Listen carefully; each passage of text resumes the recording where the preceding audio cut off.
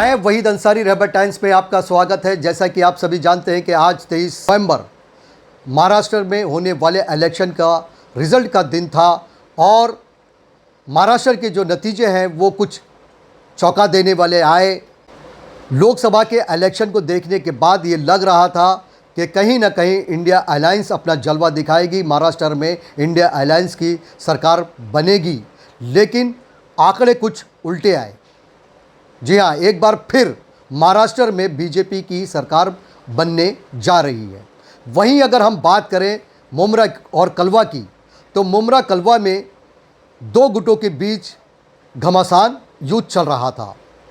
एक तरफ अजीत दादा पवार गुट से नजीब मुल्ला थे, तो दूसरी तरफ शरद पवार गुट के जितेंद्र आव्हाड जो पिछले 15 सालों से मुमरा के सिटिंग एमएलए हैं। दोनों के बीच घमासान युद्ध चल रहा था। आरोप प्रति आरोप लगाए जा रहे थे।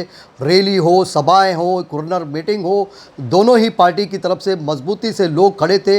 लोगों का हुजूम जो था दोनों ही पार्टी के साथ में नज़र आ रहा था, उनकी हिमायत मिलती जा रही थी, जिसके बाद ये लग रहा था कि सत्ता पलट सकती है, जितेंद्र आव्हाड हार सकते हैं और नजीब मुल्ला जीत सकते हैं, क्योंकि नजीब मुल्ला के साथ जो है काफ़ी बेनिफिट्स थे, क्योंकि नजीब मुल्ला सत्ता में थे और इस सत्ता का फ़ायदा उठाते हुए इलेक्शन जीतने के पहले ही मुमरा के विकास के लिए 180 करोड़ रुपए की निधि ला चुके थे।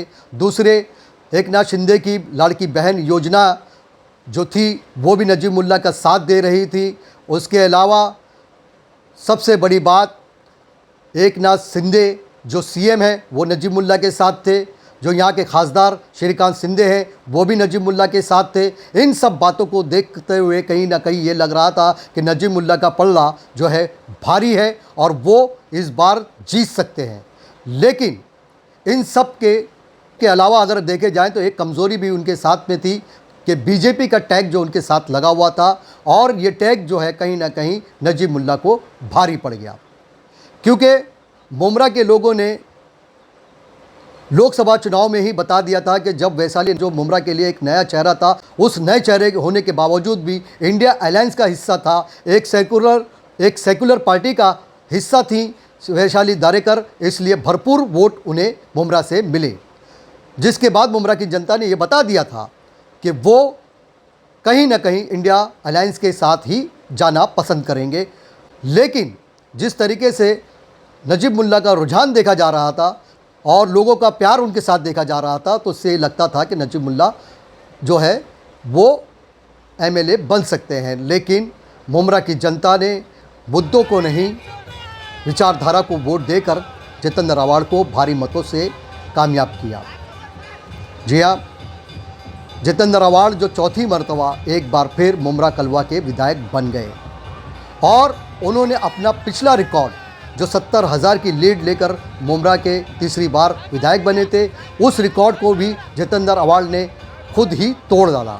यानी इस बार 96,000 की लीड करके वो मुमरा के विधायक बने हैं। जिस वक्त वोटों की गिनती हो रही थी स्टेडियम में, उसी वक्त मुमरा के लोग जो तेज़ी से जो है सुबह से ही वहाँ पर एक तांता बन गया था, लोगों का हुजूम उमड़ पड़ा था, एक जन सैलाब जो है स्टेडियम के पास दिखाई दे रहा था। और 12 बजे तक ये आंकड़े आ चुके थे कि जितेंद्र आव्हाड जो है वो तेज़ी से आगे की तरफ बढ़ रहे हैं। जीत का ऐलान 12 बजे ही हो गया था और 12 बजे से ही स्टेडियम के सामने ढोल, ताशे, आतिशबाजियाँ और नाच गाने, खूब ज़ोरों शोर से नारेबाजियां चल रही थी। लगातार आंकड़े बढ़ते जा रहे थे और कार्यकर्ताओं, पदाधिकारी जो जितेंद्र आव्हाड के समर्थक थे, उनके अंदर जोश और वलवला देखा जा रहा था।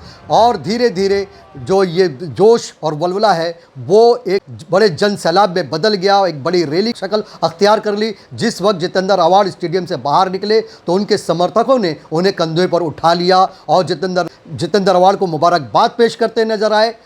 और इसके अलावा हम आपको बता दें कि जिस वक्त जितेंद्र आव्हाड स्टेडियम से बाहर निकल रहे थे, मीडिया से बातचीत करते हुए जितेंद्र आव्हाड ने मीडिया से क्या कुछ कहा है, शमीम खान ने क्या कुछ कहा है, सैयद अली भाई साहब ने क्या कुछ कहा है और दूसरे कार्यकर्ताओं ने क्या कुछ कहा है, आइए दिखाते हैं अपनी इस खबर में।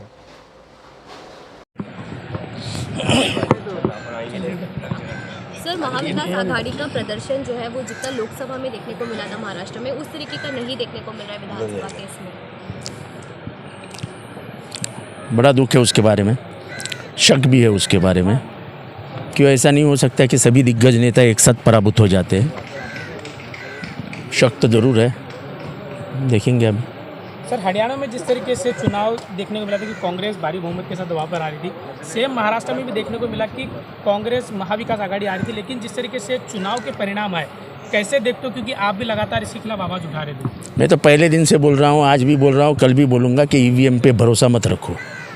सर, जिस तरीके से रोहित पवार का भी पराजय हुआ है, जिस तरीके से अनेक दिग्गज नेता जो महाराष्ट्र में कांग्रेस के लीडर थे वो भी पराजय हुए, कैसे देखते हो? क्योंकि आप ही के मतदार संघ में अनेक उपयोग किए गए नेताओं को लाया गया जिस तरीके से। देखो, ऐसा है कि मेरे बारे में मैं नहीं बोलना चाहूँगा, लेकिन जो हमारे लोगों की हार हुई है उससे मुझे ज़्यादा दुख है। मेरे चेहरे की हंसी कहीं नहीं है।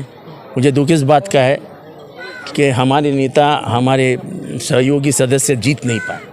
अब ये कहा जा रहा है कि योगी आदित्यनाथ जो बयान दिया था वो सक्सेसफुल हो गया है, इस तरीके की चीज़ें भी सामने आ रही है। अभी सब सामने आएगा। मुमरा कलवा की जनता को क्या आश्वासित करना चाहोगे? जो कुछ उनकी सेवा करता आया हूँ वो ही करता रहूँगा, उसमें कई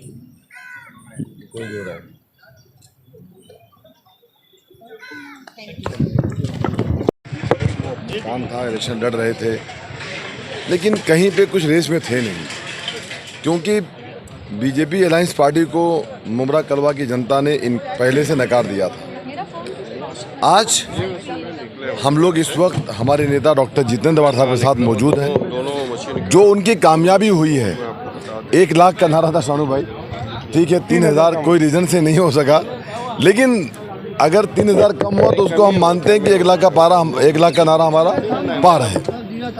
हम मुमरा की जनता से ये कहना चाहते हैं, वादा करते हैं कि हम हमारे नेता डॉक्टर जितेंद्र वाड़ साहब के साथ मिल कर के अपने कौम की खिदमत, अपने शहर के डेवलपमेंट को लेकर के जो अधूरे काम उसको पूरा करने के लिए हम लोग पूरा प्रयास करेंगे, पूरी कोशिश करेंगे।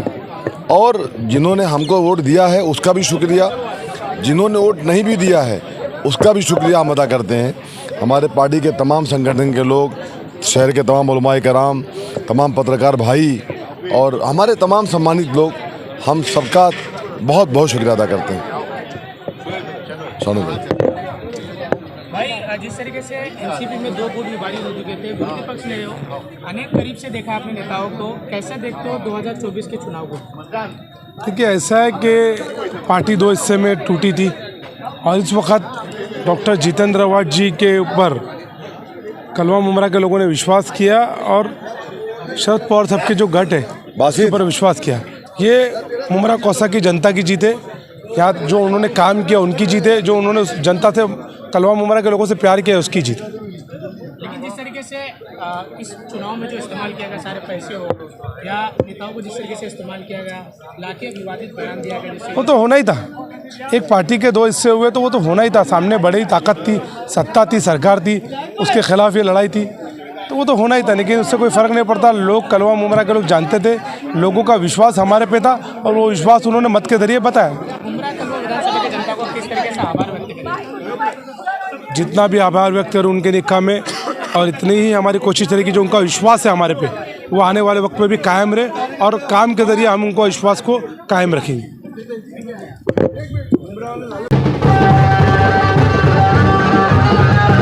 भाई साहब क्या कहेंगे? जीत है तो जीत है।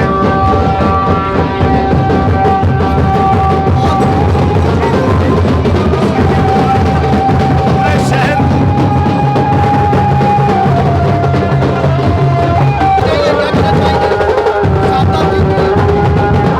अरे गाड़ा गद्दारी आणि वाजला तुतारी आणि मुंबईच्या